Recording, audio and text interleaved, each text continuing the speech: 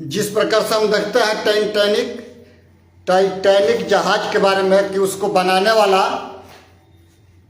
कम से कम 15,000 वर्कर उसमें काम किए, जहाज बनने लगा। लेकिन जब हम उत्पत्ति 6 अध्याय में पढ़ते हैं और उसका 15 पद में कि परमेश्वर ने कहा कि नूह एक जहाज बना जिसमें लंबाई 300 हाथ है उसका और चौड़ाई 50 हाथ है और ऊंचाई 30 हाथ। सोचिए, और टाइटैनिक जहाज बनाने के लिए कम से कम 15,000 वर्कर काम किए और नूह का जहाज बनाने के लिए मात्र वो 8 लोग कार्य किए। नूह प्रचार करता था कि मन फिराओ क्योंकि स्वर्ग का राज निकट है, मन फिराओ, अपने अपने पापों से पश्चाताप करो और परमेश्वर के चरणों में बैठो क्योंकि जल प्रलय आने वाला है, बारिश आने वाली है। 40 दिन और 40 रात पृथ्वी पर बारिश होगा। मेरे प्रियो, जब 40 दिन और 40 रात पृथ्वी पर बारिश हुआ, लेकिन उससे पहले कोई भी व्यक्ति मन नहीं फिराया। पृथ्वी पर इतनी क्राइम और बुराई बढ़ गई थी कि परमेश्वर ने देख करके पछताया कि मैं क्यों बना दिया। नूह धर्मी व्यक्ति था, उसके 3 बेटे और 3 बहू, मात्र 8 लोग ही प्राणी बचे जहाज में। 1 साल 10 दिन सूखने में लग गया पानी। सोचिए, आज परमेश्वर हमको और आपको कहता है कि अपने अपने पापों से मन फिराओ और परमेश्वर के चरणों में बैठो और परमेश्वर से स्तुति और प्रशंसा करो और परमेश्वर के आश्चर्य कर्म को देखो कि परमेश्वर आश्चर्य कर्म करता है कि नहीं, परमेश्वर आशीष देता है कि नहीं। मेरे प्रियो, इसमें हम पढ़ते हैं कि टाइटैनिक जहाज बनाने वाले लोग घमंड से भरे हुए थे कि इसको परमेश्वर भी डुबा नहीं सकता है। मेरे भाई और मेरे बहन, आज हम यदि घमंड में हैं तो घमंड इस बात पर करना है कि परमेश्वर को हम जानते हैं, मानते हैं, समझते हैं। जिस प्रकार से यिर्मयाह 9 के 23 और 24 में है कि बुद्धिमान अपने बुद्धि पर घमंड न करे, न धनवान अपने धन पर इस बात पर घमंड करे कि जो मुझको जानता है, समझता है और वो मेरे साथ घनिष्ठता का संबंध बना करके प्रार्थना करता है, तब मैं उसको गुण बातें बताऊंगा जो अभी तक उसके दिमाग से परे की बात होती है। मेरे प्रियो,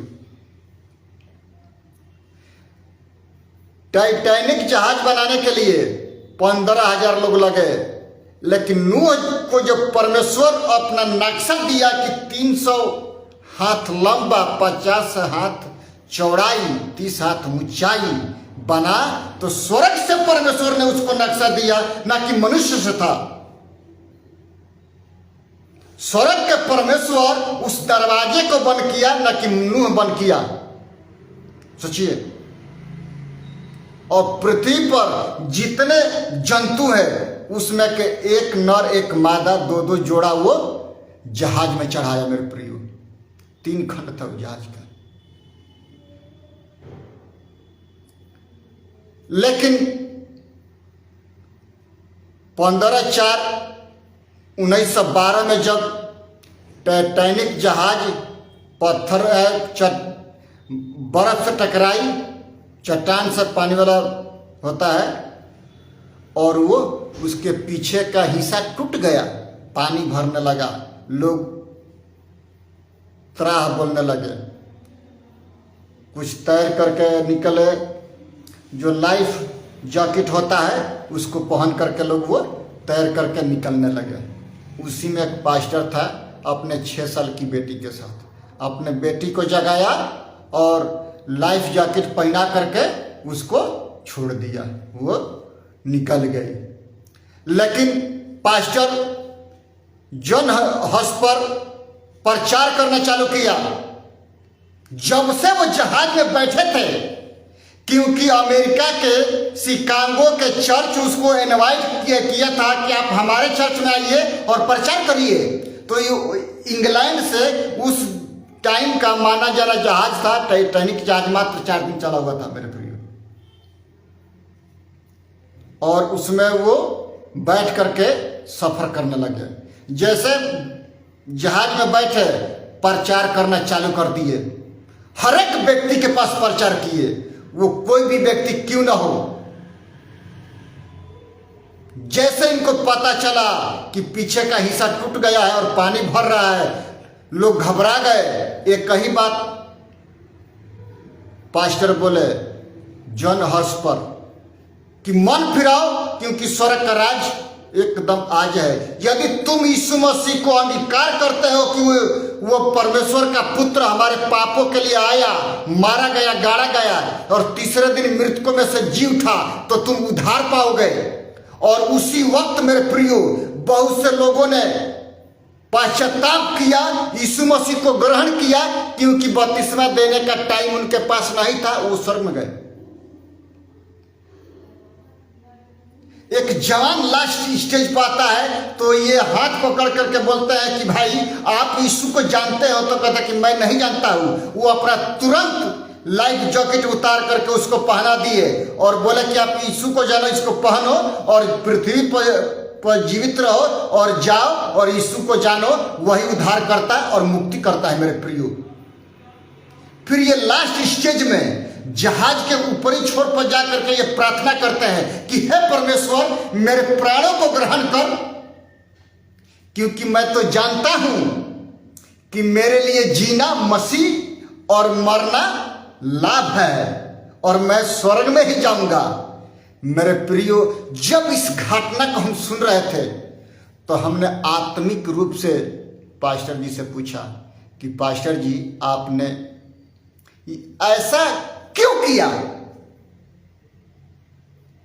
तो परमेश्वर हमको एक वचन बताए, जिस प्रकार से लिखा है, ये लूका 23 अध्याय और उसका 37 से 43 पद में हम पढ़ते हैं। ये पद में पढ़ते हैं कि यीशु मसीह कलवरी के क्रूस पर हैं, दोनों तरफ में डाकू है, एक यीशु मसीह पर दोष लगाता है, यदि तू परमेश्वर का पुत्र है तो अपने आप को बचा और हमें बचा। एक डाकू बोलता है कि भाई चुप रहो, कम से कम तू तो खुदा के बेटे से तो डर, हम तो अपने कर्मों की सजा भोग रहे हैं। लेकिन ये व्यक्ति निर्दोष है। वो क्या बोलता है कि हे प्रभु यीशु, जब तू अपने राज्य में आए तो मुझे सुधि लेना। यीशु मसीह बोलते हैं, यहां पर वो क्या बोलते हैं कि तू आज ही मेरे साथ स्वर्ग लोक में होगा। यानी पहलका यीशु मसीह का वाणी था कि हे पिता इन्हें क्षमा कर, क्योंकि ये नहीं जानते हैं कि क्या कर रहे हैं। दूसरका वाणी उस डाकू का था कि तू आज ही मेरे साथ स्वर्ग लोक में होगा, नरक लोक में नहीं, क्योंकि उसके पास टाइम नहीं था। टाइटैनिक जहाज जब 1912 में डूबा, पास्टर जॉन हर्स्पर बोलते हैं कि मन फिराओ और स्वर्ग राज्य में जाओ, क्योंकि यीशु के द्वारा उद्धार है। अपने अपने पापों से तौबा करो और प्रभु यीशु मसीह को पुकारो कि हे प्रभु यीशु अब हमारे प्राणों को ग्रहण कर, क्योंकि हमारे पास वक्त नहीं है। वक्त के अनुसार मेरे प्रियो, परमेश्वर अपने राज्य में ग्रहण करता है। हम उस घटनाओं के बारे में हम पढ़ते हैं तो रूह कांप जाती है। वो कैसा व्यक्ति है जो परमेश्वर की आत्मा से प्रेरणा पा करके और उस मौत के कुएं में जा करके वो प्रचार करता है कि मन फिराओ, क्योंकि स्वर्ग का राज्य निकट है। यूहन्ना बपतिस्मा देने वाला का जब टाइम नजदीक आ गया तो परमेश्वर ने कहा था, आपको एक प्रभु का दास समझ करके छोड़ देगा या तो आपका सिर कटवाएगा। ये पहले से घटना मालूम थी, उसको टेंशन नहीं था। लेकिन मेरे प्रियो, जब हम मनुष्य तन में होते हैं घबराहट होता है, लेकिन जब हम प्रभु यीशु मसीह के हाथ में होते हैं तो घबराहट नहीं होता है। जब पवित्र आत्मा के सामर्थ्य हम भरे हुए होते हैं तब टेंशन नहीं होता, क्योंकि परमेश्वर की सामर्थ्य उस वक्त बताएगा कि हमको और आपको क्या कहना है और क्या नहीं। परमेश्वर मदद करने वाला परमेश्वर है। उस टाइम में पवित्र आत्मा आपके और मेरे मुखों के द्वारा बातचीत करेगी, क्योंकि वह हमारा मित्र है, हमारा सहायक है, हमारा दोस्त है।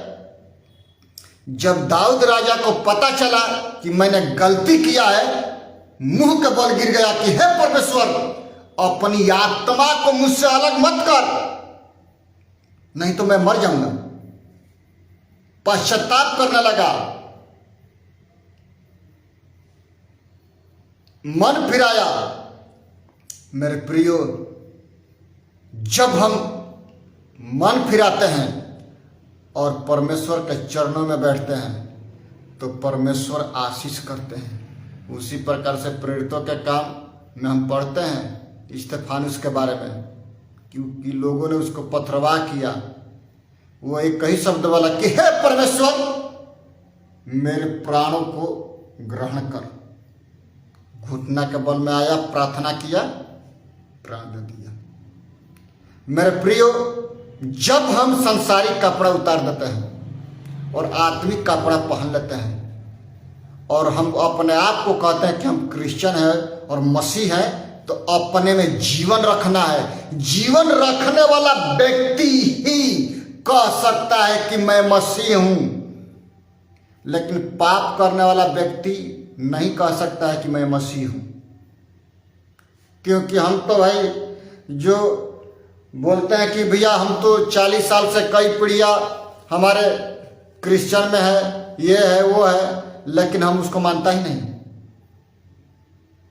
इसलिए कि यीशु मसीह ने बोला कि मेरे पीछे चलो, मुर्दों को मुर्दे गाड़ने दे, तू मेरे पीछे चल।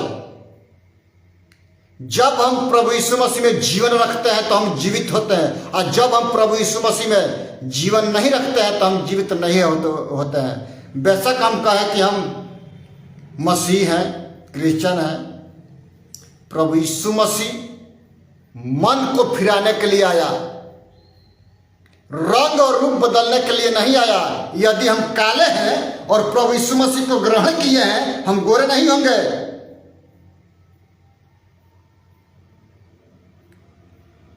क्योंकि प्रभु यीशु आपके हृदय बदलता है, आपका सोच बदलता है। यदि आपका सोच बदल जाए, जीवन बदल जाएगा। यदि आपका जीवन बदल गया, सब कुछ बदल जाएगा। वो सब परमेश्वर के हाथों में होता है। हमको एक ही काम करना है, बाइबल पढ़ना और परमेश्वर से प्रार्थना करना और पवित्र आत्मा का सामर्थ्य पाना सबसे जरूरी है।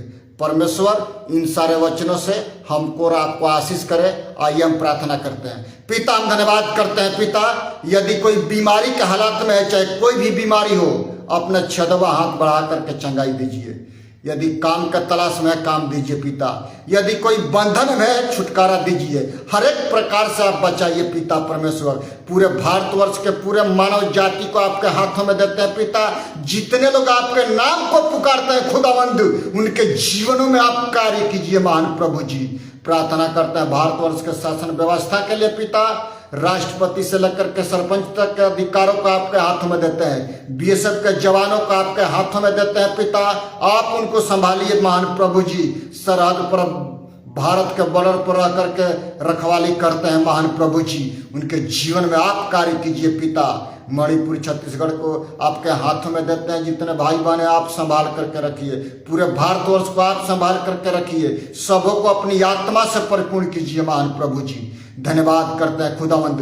प्रार्थना करते हैं, मैं अपने पूरे परिवार को आपके हाथों में देते हैं पिता। धन्यवाद करते हैं। सारा आदर महिमा आपको देते, उद्धारकर्ता प्रभु यीशु मसीह के नाम से मांगते हैं, आमीन। यीशु मसीह का अनुग्रह, परमेश्वर पिता का प्रेम और पवित्र आत्मा की संगति और सहभागिता अब से लेकर के आने वाले दिनों तक होती रहे, आमीन। सबको जय मसीह की। प्रभु आप सबको आशीष करे।